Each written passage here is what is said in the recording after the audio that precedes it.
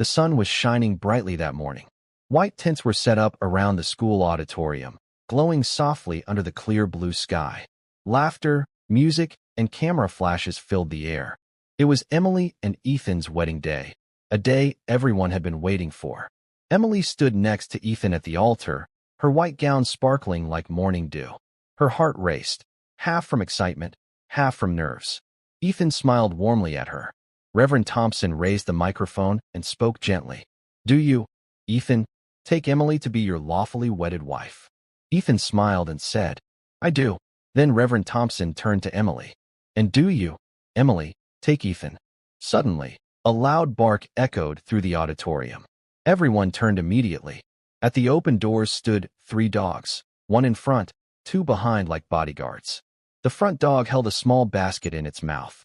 The other 2 walked firmly on either side, as if protecting something important. People gasped. "What's happening?" someone whispered. "Who brought dogs here?" The dogs walked slowly down the aisle, eyes fixed ahead. Everyone froze, confused but curious. When they reached the altar, the front dog carefully placed the basket on the floor. A soft cry came from inside. A baby's cry. Gasps filled the room. "Oh my God! A baby! Whose baby is that?" The music stopped. Cameras paused. Even Reverend Thompson stepped back in shock. The dogs sniffed around the hall, their movements sharp and alert, as if they were searching for someone. Then one of them, a brown dog with a scar on its ear, stopped in front of Emily. It sniffed her dress once, then again, and barked sharply. "Woof! Woof! Woof!" Emily jumped, shaking. Ethan looked confused. "What's going on?" he said, stepping forward. The dog didn't stop barking. Its eyes stayed locked on Emily. Then the other 2 dogs ran up, joining in, all 3 barking loudly. Emily's face went pale. She backed away, shaking. "No, no, what's happening?" Before anyone could act, the dogs surrounded her. Their teeth grabbed her gown, pulling hard. Rip! Pieces of white fabric tore. Emily screamed, "Help! Someone please!" Ethan rushed forward, shouting to the groomsmen, "Get them off her!" Now, 2 groomsmen ran to pull the dogs away, but the animals were strong and fierce. Growls echoed through the auditorium. Guests screamed and stepped back. Then suddenly, a heavy thumping sound came from the entrance. Thump, thump, thump. Everyone turned. A tall man walked in.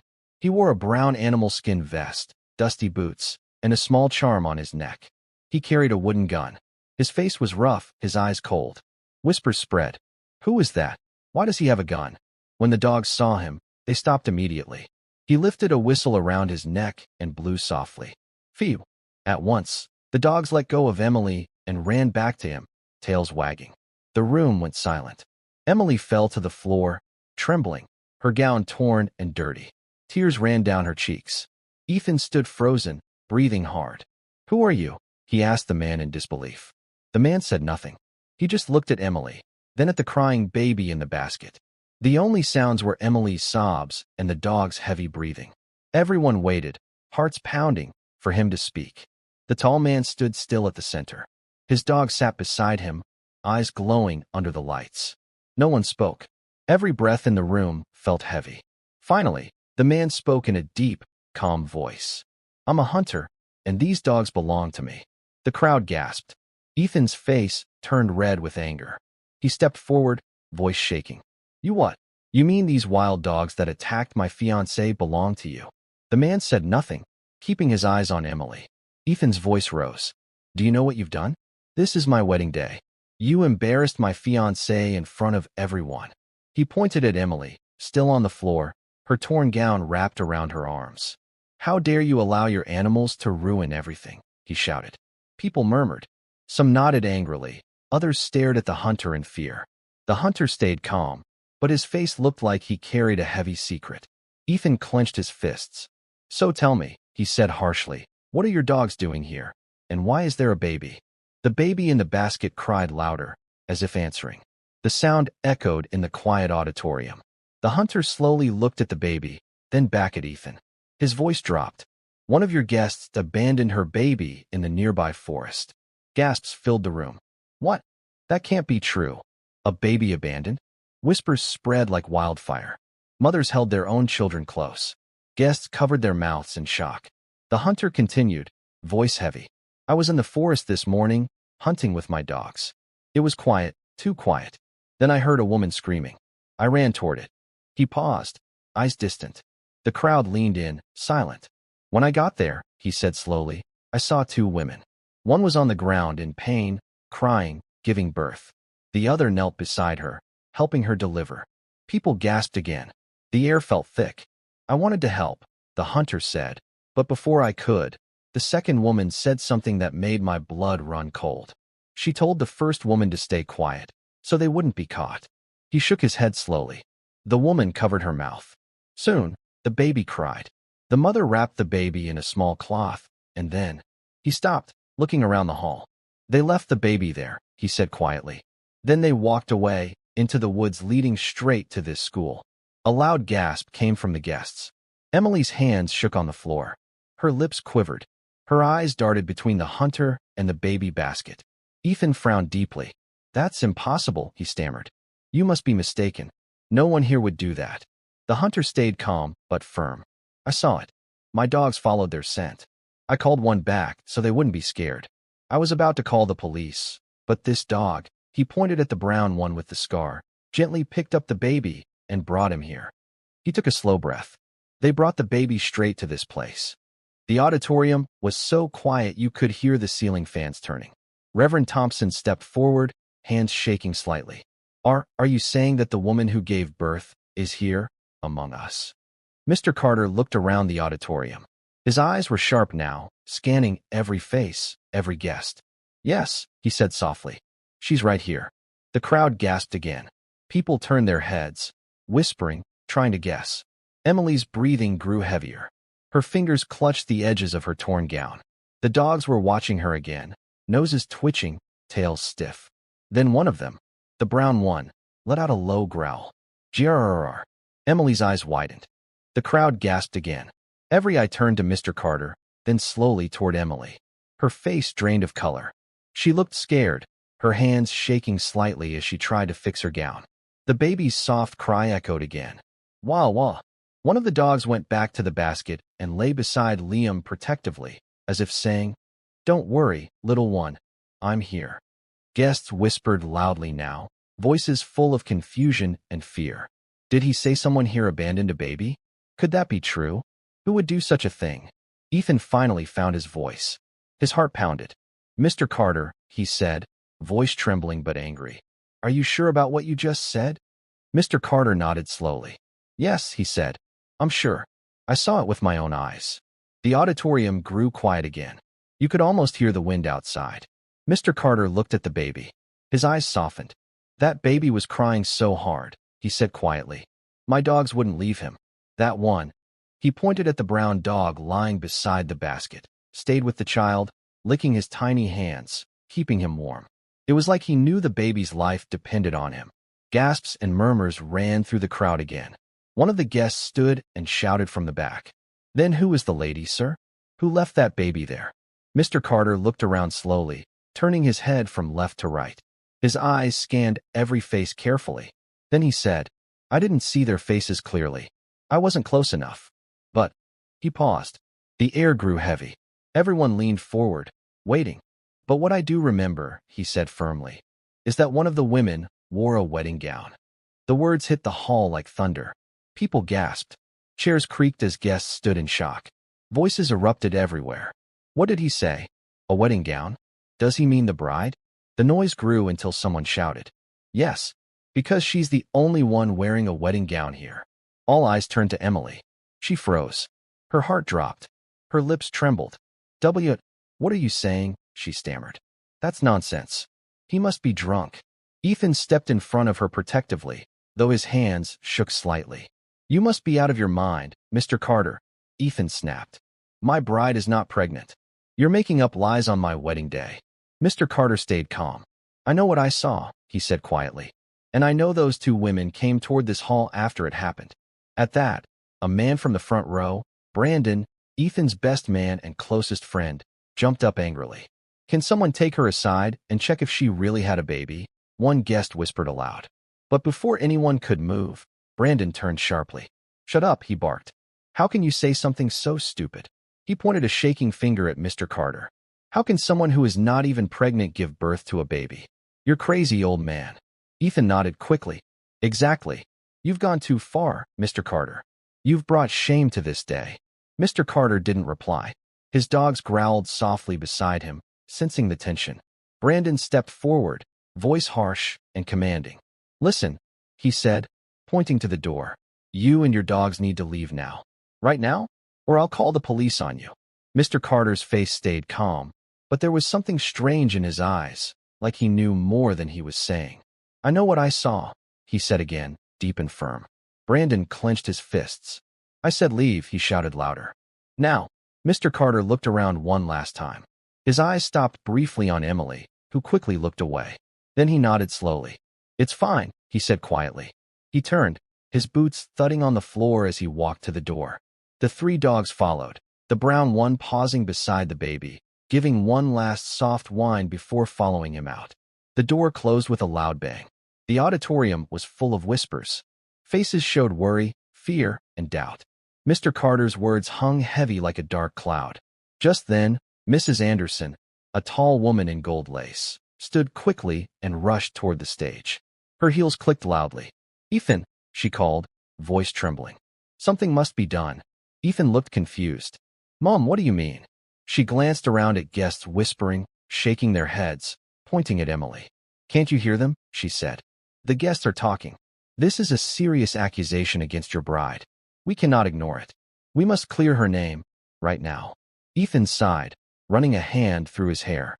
But how, Mom? How can we even do that? Her face was serious. We call back the hunter, she said firmly. Then we send 3 trusted women to check your bride in private. Once they confirm she's innocent, everyone will know the truth. Ethan's eyes widened. Mom, is that really necessary? She nodded quickly. Yes, son. It's necessary. If we don't clear her name, this rumor will follow her forever. People will talk. You must protect her reputation. Ethan hesitated, looking at Emily, the guests, then finally nodded. Fine, he said softly. Let's do it.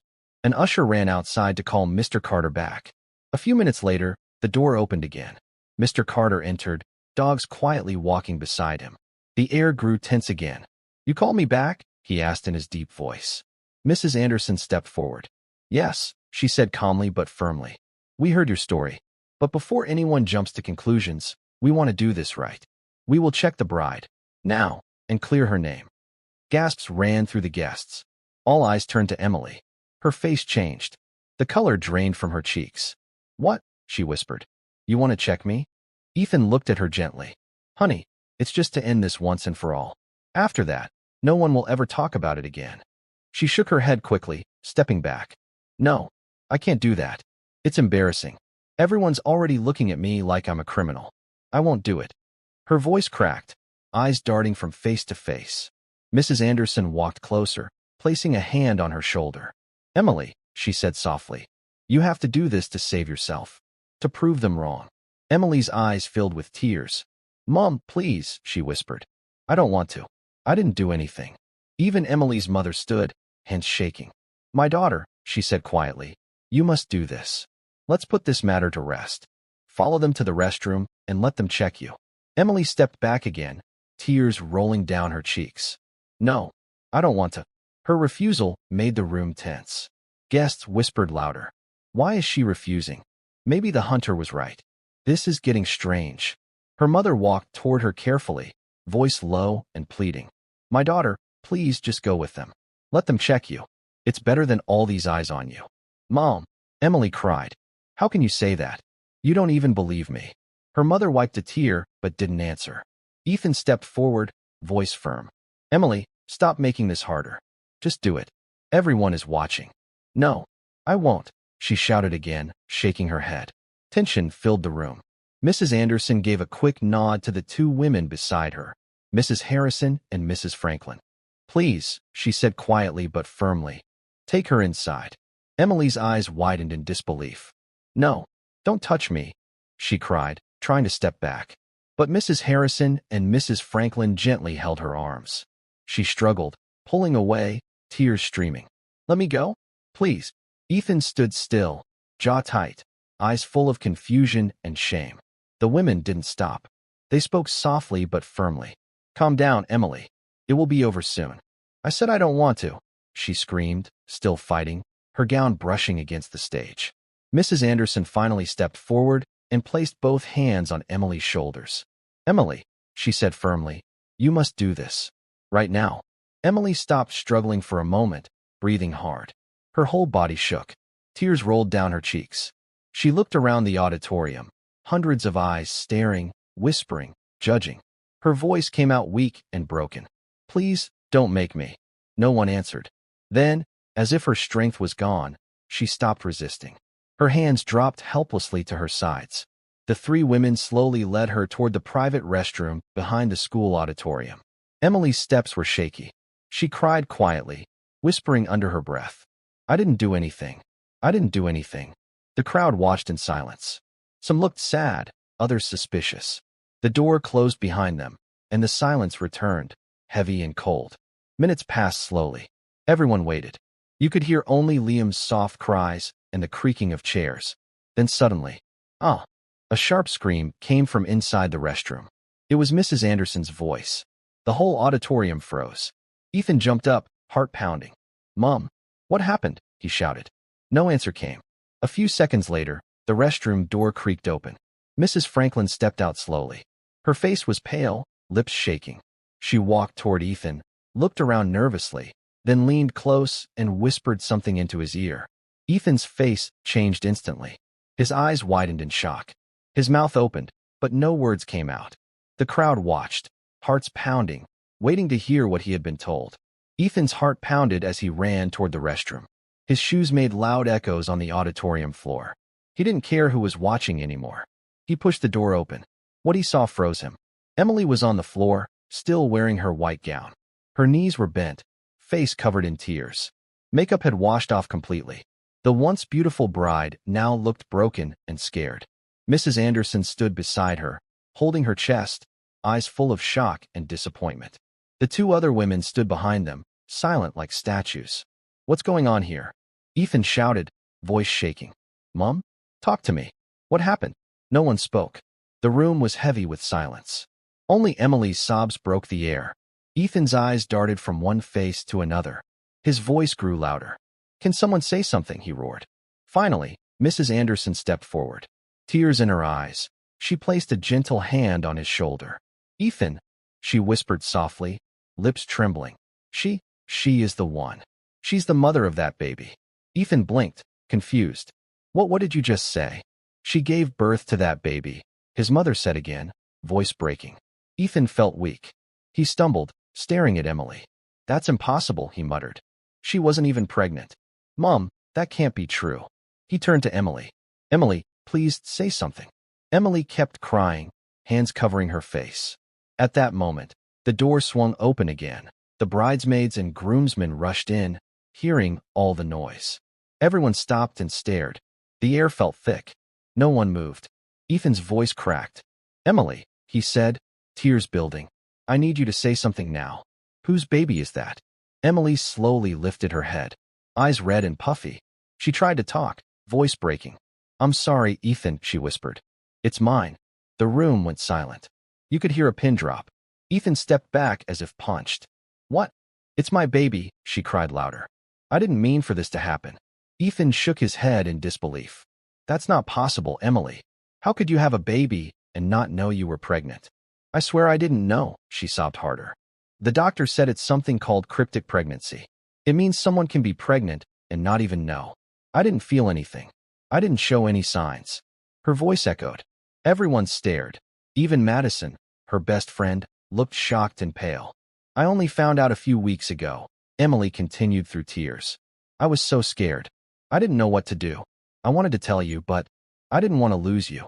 I thought maybe the doctor was wrong. Ethan stood frozen, face pale. Emily's hands trembled as she spoke again. Then, today, when we got out of the car, I suddenly felt sharp pains. I realized I was in labor. I panicked. The crowd behind the door gasped quietly. I told Madison, Emily said, turning to her friend. She helped me sneak out behind the school. We didn't want anyone to see. I didn't know what to do, Ethan. I was in pain and confused. Tears ran down Ethan's face. He took a slow step toward her, voice calm, deep, and cold. "Emily," he said, "I need to know the truth now." She looked up, afraid. "Who is the father of that baby?" he asked, voice rising. "Is it mine?" Emily froze. Lips trembled. No words came out. Everyone leaned forward, waiting. Mrs. Anderson whispered, "Emily, answer him." Emily looked down, fingers clutching her dress. Tears dripped from her chin. Ethan's eyes were wide, full of pain and anger. "Emily, is the baby mine?" he shouted. The room fell silent again. Emily slowly lifted her head. More tears poured down her face. Lips trembled. She couldn't look up. Ethan's voice broke the silence. "I need you to talk right now, Emily," he said, eyes burning with anger and pain. "Whose baby is that?" Emily cried harder. Shoulders shook. Everyone waited for her to speak. It's not yours, Ethan," she finally whispered. The crowd gasped. The sound filled the whole hall like thunder. Ethan froze. For a moment, he didn't breathe. Face turned pale. Mouth opened. No words came. Then knees almost gave way. Two groomsmen rushed and caught him before he fell. "Calm down, Ethan. Please," one begged. But Ethan couldn't calm down. His whole world was crashing. "You've been cheating on me," he shouted, voice shaking. "Emily, I trusted you. I loved you." Tears ran down his cheeks.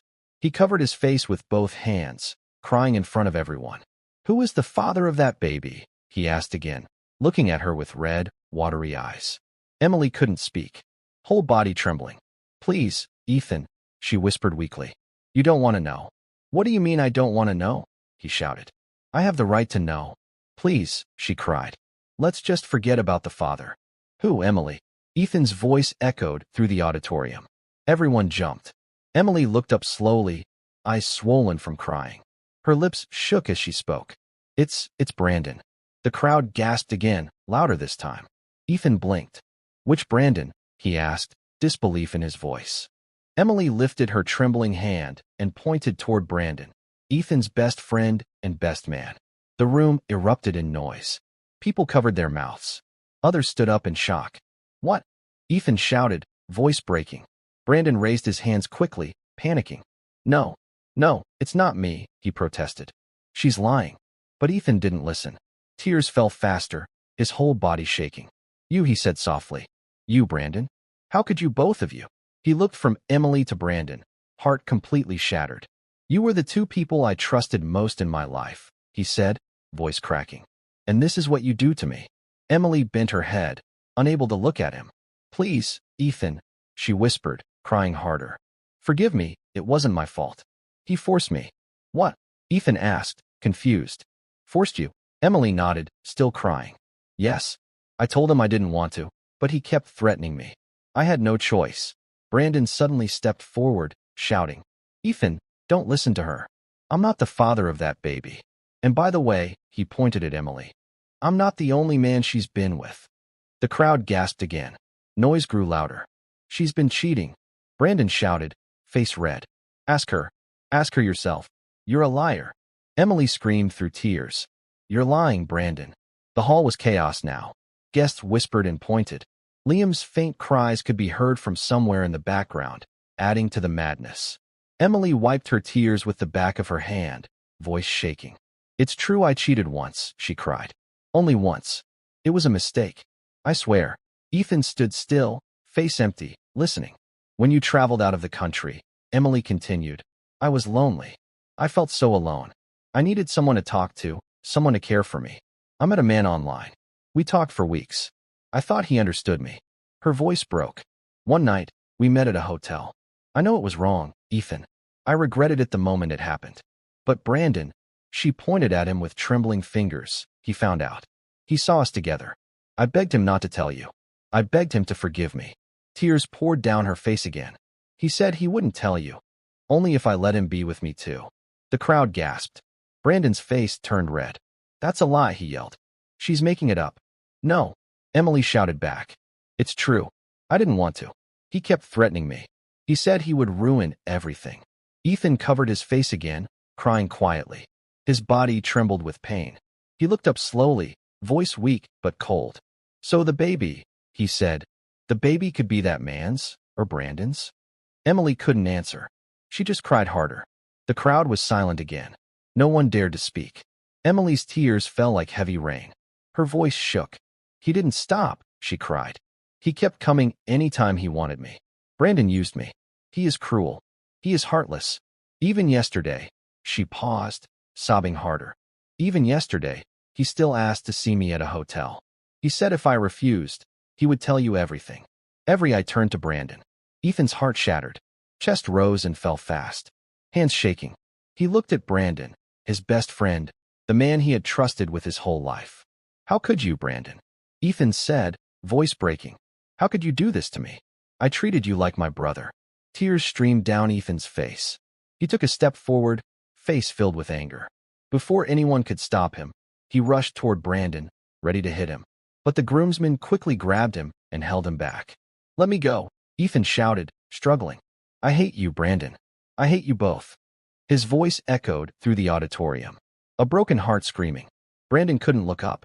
Head bowed low, face pale with shame. He didn't speak, just stood there, silent, broken, exposed. Ethan's breathing was heavy. Tears kept falling. Slowly, he reached for his hand, pulled off his wedding ring, the one he had waited his whole life to place on Emily's finger. He looked at her one last time, the woman he loved, the woman who had destroyed his heart. Without saying a word, he threw the ring at her. It hit the floor with a metallic sound echoing painfully in the silent hall. We're done, he whispered. Then he turned and walked away. Emily fell to her knees, crying out his name. Ethan, please, please forgive me. But he didn't look back. Walked straight out, heart bleeding, dreams crushed forever. Guests whispered, voices full of judgment and anger. How could she do that? One woman said. And with his best friend? Another whispered. Such a shame.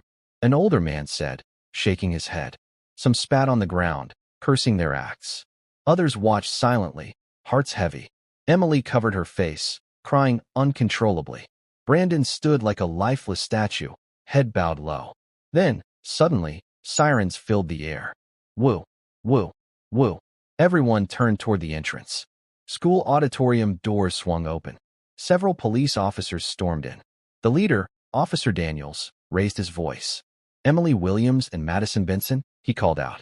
Emily and her bridesmaid looked up, scared and shaking. You both are under arrest, the officer said firmly. For attempted homicide. The crowd gasped again. Two officers walked forward, grabbed Emily's hands, clipped shiny handcuffs around her wrists. Another officer did the same to Madison. Wait, please. It's not what you think. Emily cried. Tears poured down her face. You left a newborn baby alone in the bushes to die, the officer said coldly. That's a crime. They pulled her away. Her white wedding gown dragged on the floor, now dirty and torn. Please, Ethan, she screamed as the officers dragged her toward the exit. Ethan, please forgive me. But Ethan was already gone. The auditorium, meant for joy and love, felt cold and heavy. Guests watched silently as Emily and Madison were taken away, handcuffed and crying. Brandon stood alone at the front, staring at the ground. Didn't move or speak. Shame covered him like a dark shadow. Liam's soft cries echoed again, a painful reminder of everything lost. As the police car drove away, siren fading, the wedding day ended in tears, shame, heartbreak. Guests slowly left, whispering among themselves. It all started so beautifully, one woman said, and ended like a nightmare, another replied. No one smiled. No one laughed. The hall stood quiet, heavy with sorrow. That day, everyone learned. Secrets may stay hidden, but